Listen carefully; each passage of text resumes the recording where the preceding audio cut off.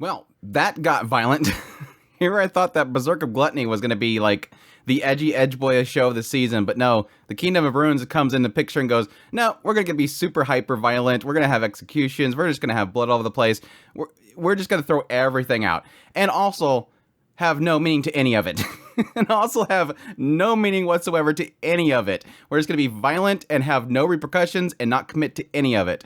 I'm already getting into my issues with this show already, but yes, the Kingdom of Ruins, honestly a series that, yes, probably has a lot of the most shock value to it, and I think that's catching a lot of attention for it. It's jumping up on popularity just because I think, yeah, this is a show that's not really holding anything back. It's going back to the old age of anime where things are flying everywhere, and they're not really afraid of showing things just getting really brutal, and I do appreciate that. There's a side of me that's like, yes, I like these shows, these stories that don't hold back.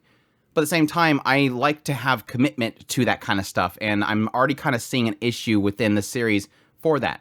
But yeah, that's my thoughts on the first 3 episodes of Kingdom of Ruins, so let's jump right into it. The Kingdoms of Ruins opens up with a goddess that creates the humans and additionally witches.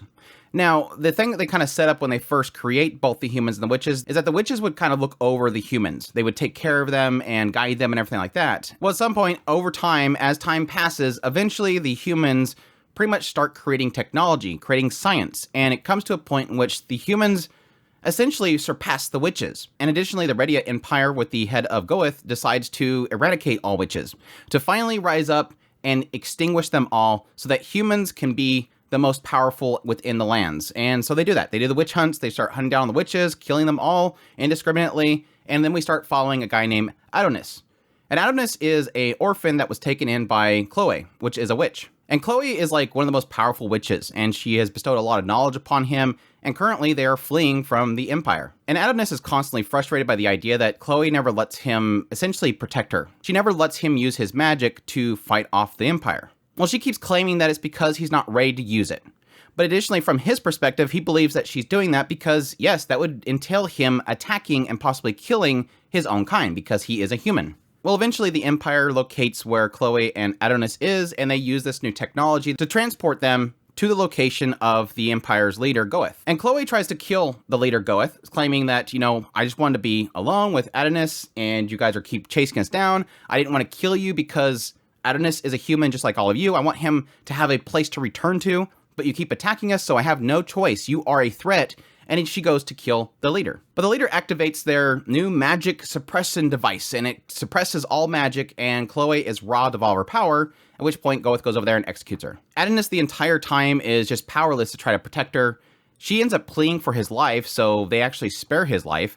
And then we cut forward 10 years into the future. This entire 10 years, Adonis has been in prison inside of this facility. And this girl, Doroka, is now fleeing the facility and manages to unlock all the cells, including Adonis's. Once Adonis gets out, he starts enacting his revenge. He's like, all these humans, I don't care how much time has passed, I don't know if you were there or not, you are all equally guilty for the death of Chloe. So he's just basically going around indiscriminately killing everybody in the town. Eventually, this Doroka girl that freed him tries to stop him. She gets killed, and then they finally activate the magic suppressor and kill Adonis before we find out that that's not the real Adonis, and he's still alive. And yeah, that's pretty much the opening. Fleeing witches, Adonis losing his master, him wanting to get his revenge, and then just all hell breaking loose in human society. So my thoughts on the Kingdoms of Ruin.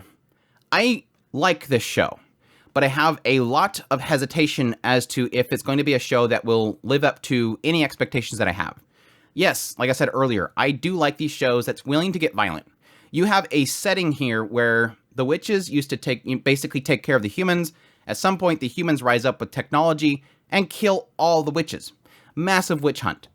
Now, what comes from that is absolute violence upon one group of people.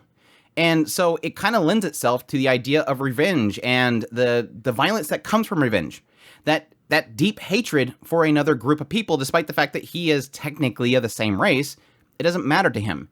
These people stole something from me, and yes, they technically stole something from everybody else that was a witch. These are really bad people.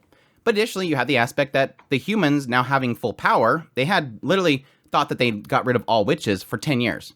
So you would think that their big promise that the world's going to be so much greater without the witches would be true.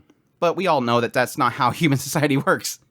Over those 10 years, not having essentially mankind's target, which was the witches, not having that as being the thing that we need to go after. Support this empire to go after this bad thing.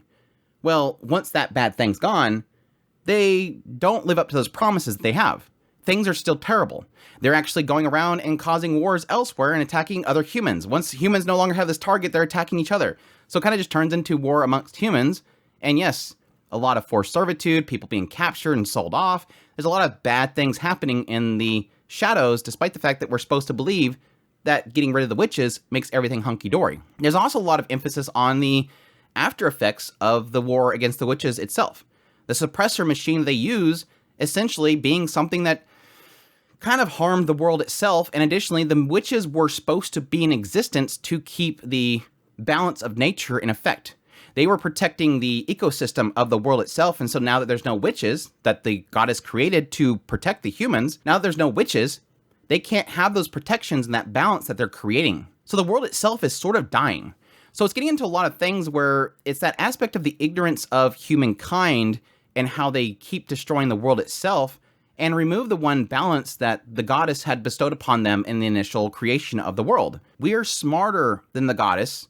We know that we can handle ourselves. We want power, and thus we destroy everything that keeps balance within the world, and we're essentially destroying the world. And it does seem to kind of emphasize this idea that this Goeth guy, this leader of the empire, seemed in his own mind to believe this was a good thing. Yes, you can't agree with him in how he does it, but at least you understand that he thinks that he is doing the right thing. But I would argue there's probably a lot of emphasis here that it's probably the queen that was orchestrating it, because she looks like she never aged. He looks old as fart, but she looks, youthful and beautiful. I'm assuming that she's probably a witch and she wanted to be the only witch. I don't know. We'll see. But I do like the fact they are emphasizing that repercussions for every action that has happened over the span of time within these first three episodes. There's a lot of thought being put into, again, the ecosystem of the world, the magics of the world, this emphasis on the witches themselves, how a human themselves can actually wield magic despite not being a witch, and that's in the writing of the spells rather than the incantation of the spells. So it's got a lot of life within the world itself that I'm actually fascinated by. Now, let me get in, let's take a moment and let's get into a negative. Let's take a break from the positivity and let's get into some negatives here. While I love how violent and how they're not holding anything back with the story because of the premise that it's set up. This is a dark world. They are doing horrific things here. And they're not shying away from showing that horrific nature of the world. I like that violence. The problem is, I'm not seeing enough of the actual act of the violence. Yes, they show these brief shots in the earlier segment showing the witch hunts. That was horrific. Showing people hanging, horrific. Showing Adonis and Chloe being captured and them executing Chloe, horrific. Showed all that. But then you get into everything after that I'm starting to question how graphic they're going to get and how committed the writer is to Adonis's character. They've essentially created a very violent and very bloodthirsty character. He's angry. He hates this world. He wants everybody gone. He wants revenge for Chloe. Revenge for the society that laughed and mocked as his special somebody was murdered. He gets free. He's going around. He's destroying everything, talking about how he's going to kill everybody, but you don't see anything. You don't see anybody dying. The one brief shot that we get is, some debris fell on this one jerk guy, and then at some point, yes, he finally does pick up like these Gatling guns and starts mowing down people. That was like the only moments we really see that. Outside of that's a lot of soldiers that he's fighting back against, and additionally, his and Dorika's death, which this is where it stings me, and this is where I start to question how committed this writer is. Dorika dies, and I go, okay, so we're doing this. We're doing the death of somebody important per episode for shock value. But then I'm like, no, I don't think she's dead. I just don't think she's dead. She seems like there's too much emphasis on her as a character that I don't think this is the end of her story. And then Adonis dies, and I'm like, okay, we're not committing. At this point, we're probably not committing. What I already kind of seen there was that we established Dorika, who is going to be I'm a witch, but I don't want death of everybody. Adonis is, I want death of everybody for the witches. Then you cut to, Adonis isn't really dead. This is a puppet that we see. Oh, okay. Dorika seems to be obsessed with puppets. That makes sense that she probably created a puppet of herself and a puppet of Adonis, and then they both die, and they probably pop up somewhere else. Additionally, Dorika is talking about the fact they want to revive Chloe. They want to use the memories of Adonis to revive Chloe. Okay, so the first episode's shock value is gone too. What I'm already kind of feeling here is that this is going to turn into one of those shows where they keep showing people die graphically, but then they don't actually die. That's where it starts to frustrate me. That shows me the writer's not committed to actually killing off these characters. They just want to show the characters die, and then you get shock value, and they come back later on. Adonis doesn't have to kill all the humans anymore because Chloe's alive. Oh, Doroka didn't really die. She just used a puppet. When a writer gets too caught up in the idea of creating shock, but then not committing to it, the feel of the shock loses its value. And that's my main key problem that I'm having right now, is that where I kind of assume this whole story is going to be going is Adonis shows up somewhere else. Doroka says, oh yeah, I created a puppet of you and I moved you somewhere else. By the way, I never died. My puppet died. Oh yeah, let's go on our journey to save Chloe. Let's go here because over here, this is where the witches are. And then we could do the ceremony to bring back Chloe. And then Adonis goes, oh, if you're telling the truth, that's great. I can bring back the person that is essentially creating anger in me. Then I assume this long journey of them walking around, running into villages of hidden witches where the humans are trying to kill them, and Adonis saves them. All the while, Doroka says, please stop killing people. No, don't kill humans. That's a bad thing. Eventually, they'll find the witch's place, they'll revive Chloe, and then nobody's dead. That's kind of where I'm assuming it's going. Is that a bad thing? No. It's just the overall frustration that they have done fake outs 3 times now, and they're going to undo them over a course of, 12 episodes. Now, does that take away from everything else the show is doing? No. I still think it's an interesting setup. I want to see what they do with Adonis' character. I hope it doesn't just turn into a bunch of Doroka yelling at Adonis to stop killing people, and he keeps going, crap, whatever, and then walks away from people that are waiting to get killed. I do appreciate the fact that it does seem like it's putting a lot of emphasis on the other side and the effects that they're doing to the world itself. I'm hoping that eventually we get a lot of insight into the human side of things, and there's sort of being an internal conflict within it.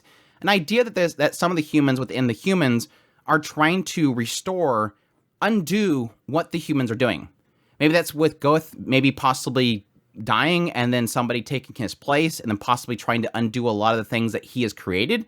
Maybe this concept of the humans themselves changing leadership and then trying to, take away a lot of that hatred for the witches and restore the balance to the world itself. Because again, like I said earlier, there's a lot of emphasis on the idea that the witches kept balance in nature itself, which Goeth didn't care about because he's like, well, they kept away all the storms and everything, but we created walls to block the storms and whatnot. So there could be a lot of cool stuff they can do on the human side of things than just be human bad. I don't know. Theta was sort of a small smidgen of that. This idea of this scientist that's like, hey, if you activate this suppressor, it's going to kill people. Then it proceeds to not kill people. I like that whole thing of like, because the witches have been gone for so long, this suppressor is going to do more damage than it normally does because they were keeping the balance in the world itself. Oh, they activate it, and only Theta and this other girl kind of get hurt a little bit. Yuki gets hurt a little bit, and then nobody that's out in the battlefield in front of Adonis gets harmed by it at all. Maybe it's distance or something. I don't know. The other big problem I'm having with the show is, well, I felt like the first episode was pretty solid visually. The preceding episodes, not so much. It just kind of turned into a slideshow at some point, so I'm not sure how well they're going to keep things together, or if it's just going to fall apart beyond this point, or what. I just remember this one point in the middle of the fight in the big city, it suddenly just turned into a slideshow, and I'm like, oh, we're doing this now. We're just going to be a complete slideshow at this point. We're just not going to animate things anymore. But yeah, overall, it's a fascinating world. I like the setup. I like a lot of the mechanics they're already kind of building in the world itself. I don't like the fake outs. I hope that stuff isn't as bad as I think it's going to be going forward. But we'll see. We'll see. Maybe they come to find out that, no, we can't restore Chloe. That was just a fake out to get you out of the town, and then it kind of turns dark from there. I don't know. Adonis' character, I think, is going to make and break the show. How they handle Adonis as a character, we all know that Adonis is probably going to give up the desire to kill all humans. I just don't think this show is going to do that. I mean, I was surprised they did it as long as they did. I was surprised they even had him mow down a bunch of people in the middle of the city. My question mark is, how are they going to transition to that point of him becoming less bloodthirsty?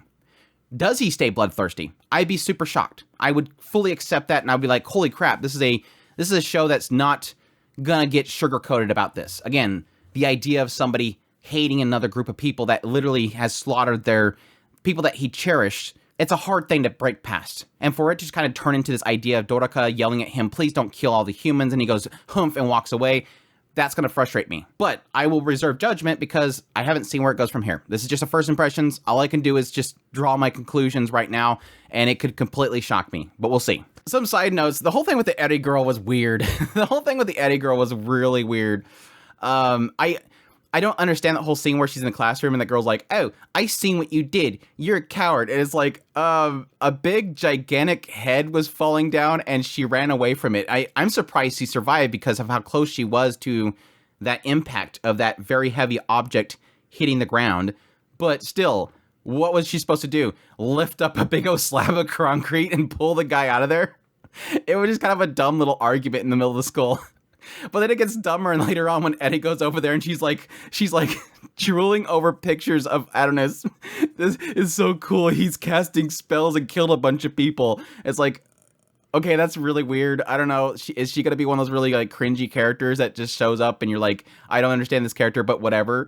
That was a little bit weird. Additionally, I'll be curious if they actually stick with the whole thing that this suppressor thing actually kills people and this very unique looking Yuki girl somehow survives. She looked a bit too unique to die in one episode. Shoot, I'll be even surprised if the sniper dude dies. He probably survived too, even though he lost like literally half of his body. Again, this is that problem that comes from the fake out deaths, is I don't trust anybody's actually dead. Even though, yes, losing half your body and being human should be death. But again, Doroka could possibly have used her spells to make puppets of everybody in the city to save everybody. I don't know. Again, I'm assuming she has the power to make puppets out of people. It's just the only way that I can see Adonis getting out of being executed and them saying that this isn't him. It's a decoy or something like that. Anyways, all that said, very interesting setup. I'll be curious to see where it goes from here. But that's my first impressions of the Kingdoms of Ruin. Hope you guys enjoyed this video. As always, if you did, make sure that like button down below. Comment. Let me know what you think of the series so far. I think it's like number 8 in popularity on a few lists. So it looks like this has got some following on it. And like I said, I think that's a lot because it hit some algorithms on the violence, the shock value of the first episode. So that wasn't too much of a shock that it got a lot of popularity just based on that. People looking for some edgy stuff. But we'll see where it goes from here. But hope you guys enjoyed this video as always. If you did, make sure that like button down below. Comment. Let me know what you think of the series so far if you're going to be checking it out. Additionally, if you're new to the channel, make sure that subscribe button's got my content. I news, reviews, first impressions, top list. If it's anime, it's pretty much here. Additionally, if you want to support the channel more, I have Patreon link, tips link, super thanks, membership button down below. Greatly appreciate everybody does. And y'all take care.